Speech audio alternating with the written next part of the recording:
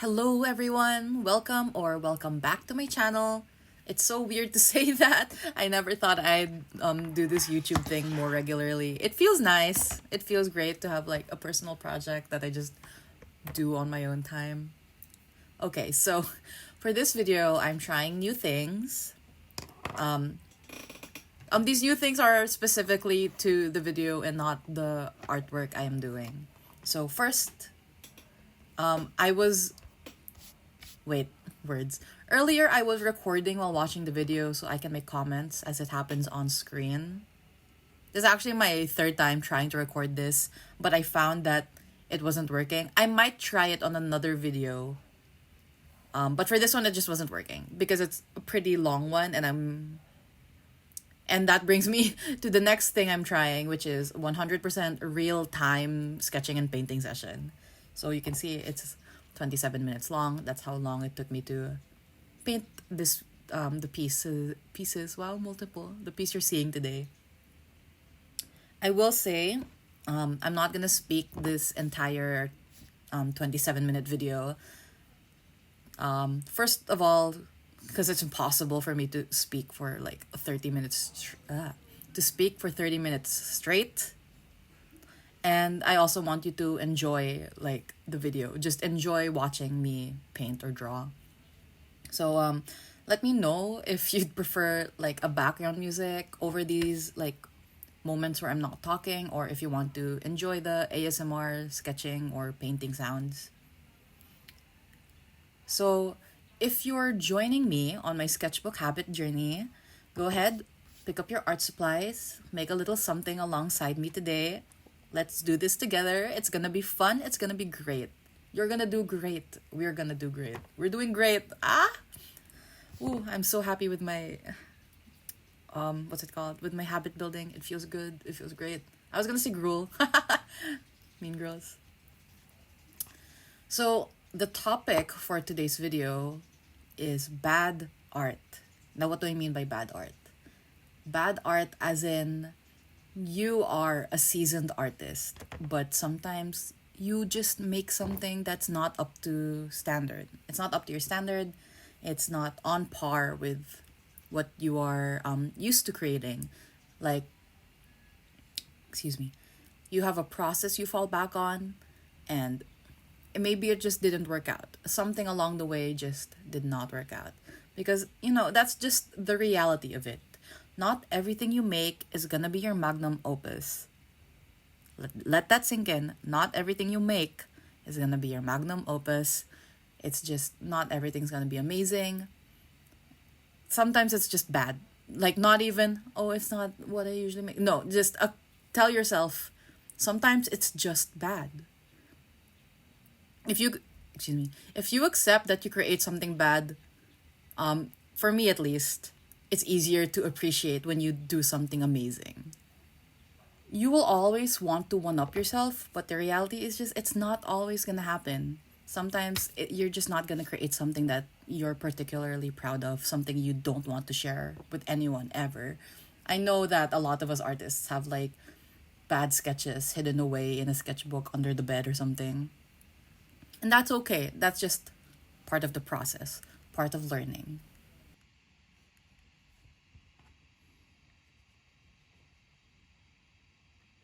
On this sketch, oh god.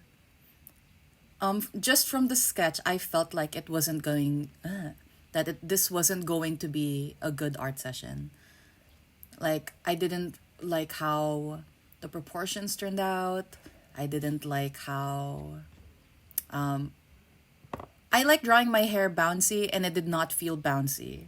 Like, it felt like something stiff was trying to look bouncy, which I don't like. Just this sketch alone, I wasn't feeling it. I wasn't confident in how it was going. So by that, I could already tell just from that it was going to be a bad art session. So how do I approach making bad art? First, when you're sketching, feel out the sketch. Like, process how you're feeling as you sketch. Are you confident in the marks you're making? Or does it feel like you just wanted to get something out? Or do you feel like, oh, I already put a line down, I should commit? Blah, blah, blah. Just acknowledge how you feel about what you're drawing. If you don't like it, you do not have to commit to the sketch. It's okay to start over. I'm telling this to myself. You don't have to commit to it because it's a sketch, right? That's why you do it with pencil. So you can erase and start over.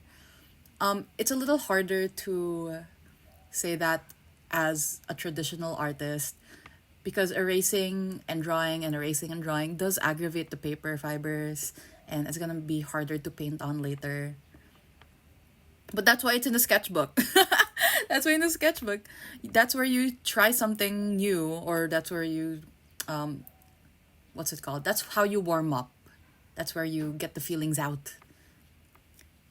Speaking of getting feelings out, the alternative way, if you don't want to do all the erasing and redrawing, you can just push through with it. Get it out of your system. Sometimes you need to make bad art in order to make good art. And, starting out bad in order to become good is a different topic. I mean, like when you're seasoned and it's like when you're in a slump, you have to get it out of your system. Not really a slump, that's the wrong word. I'm sorry. That's for my other point that I'll make after this one. Sometimes you just need to push through. If it's gonna be bad, it's just gonna be bad and you have to accept it. The third point is you just need to take a step back. If you feel like it's going to be a bad art session and you don't feel like starting over right now and you don't think you'll feel good about it if you just push through. Like I said, if it feels like a slump, take a step back. It's okay. You can come back to it later. Because if you distance yourself from it, you'll get a new perspective. You might think that when you come back, you might think that it's not actually as bad as it felt in that moment. It actually looks okay and you can push through with it confidently. Or otherwise, you might think it's better to start over and it doesn't feel that bad to erase the progress and create something that you're more proud of. That's fine. Any method that takes you out of this bad art phase, do it. Do what works. And I know that it gets tiring to hear artists always say, just do what works for you. That's just how it is. Art is very subjective and personal to your process.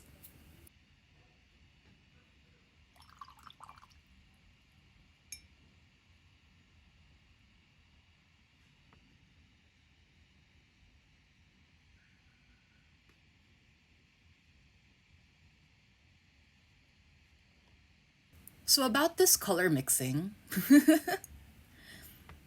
I was already starting off with a sketch I wasn't confident in.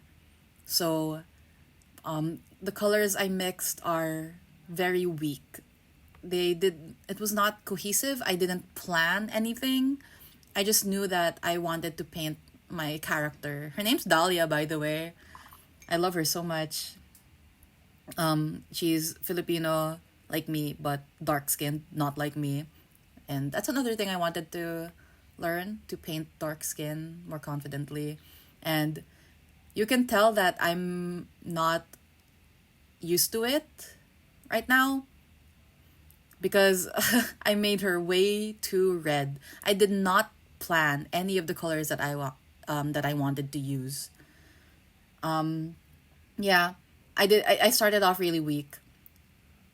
But like I said earlier, that's what sketchbooks are for, to practice, to learn, to plan. Like, the point of sketchbooks, I said this before, not everything has to be pretty. That's where you try new things, try new techniques, something you're not used to. Like, uh, I knew these colors weren't going to work together.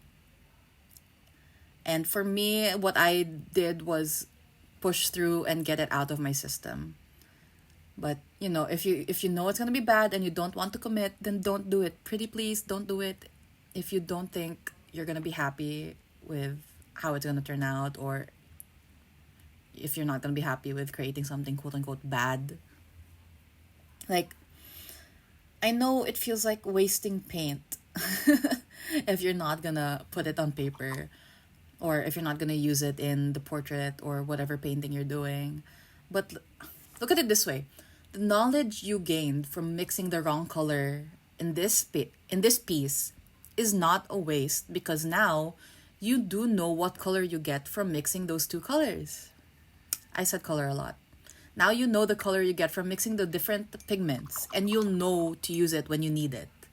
So I know that I should not use, what did I use? I think it was PBR7 burnt sienna and PR101 red oxide for skin. I know not to use that for skin, at least not together in this specific piece that I wanted to do. And what did I use for her hair? I think it I think again it was burnt sienna, but with indigo, which is three pigments. It doesn't work. It just didn't work. But now I know what I get with those colors, and I know I may not know when to use them, but when when I'm painting, excuse me, when I'm drawing something and I think that I will need that color, I at least know which colors to mix to get what I want. So yeah, don't feel like it's wasting paint. It's okay to start over or to turn back.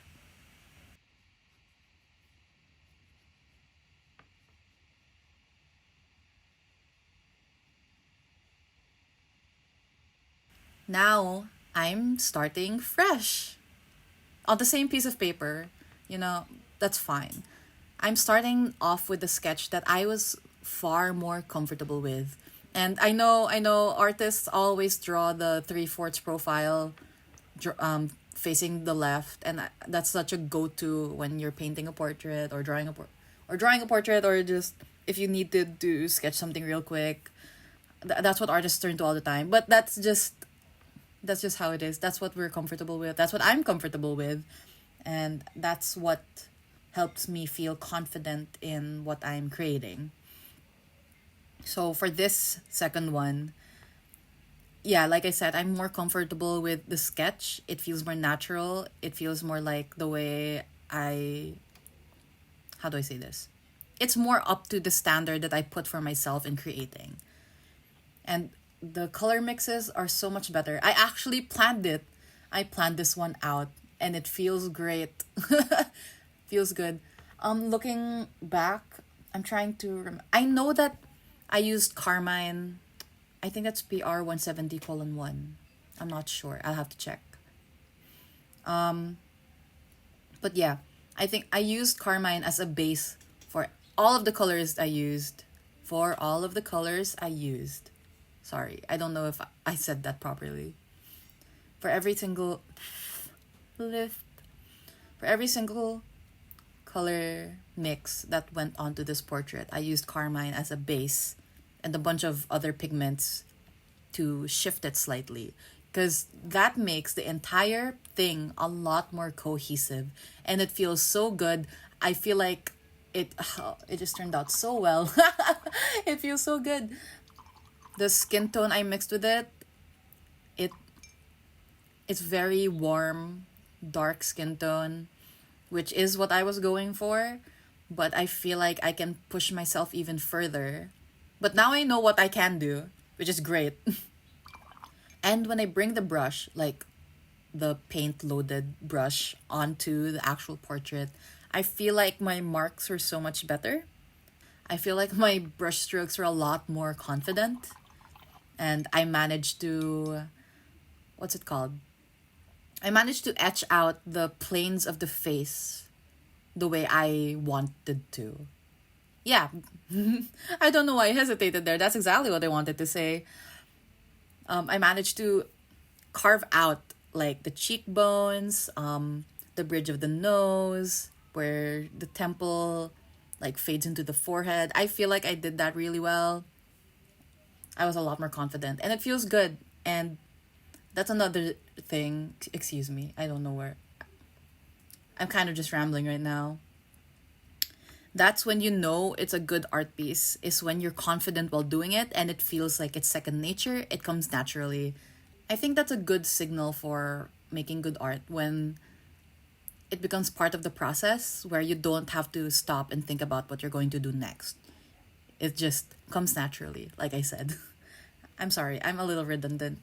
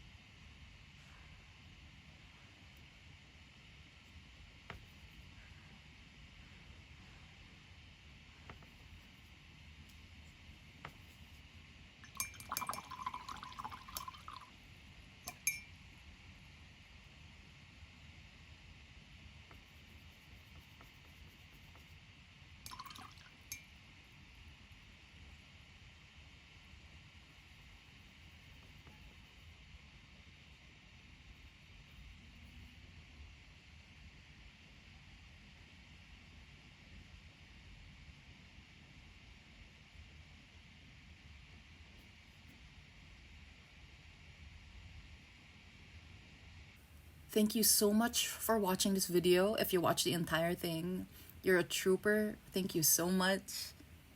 You will just watch the basic process of my art creating process.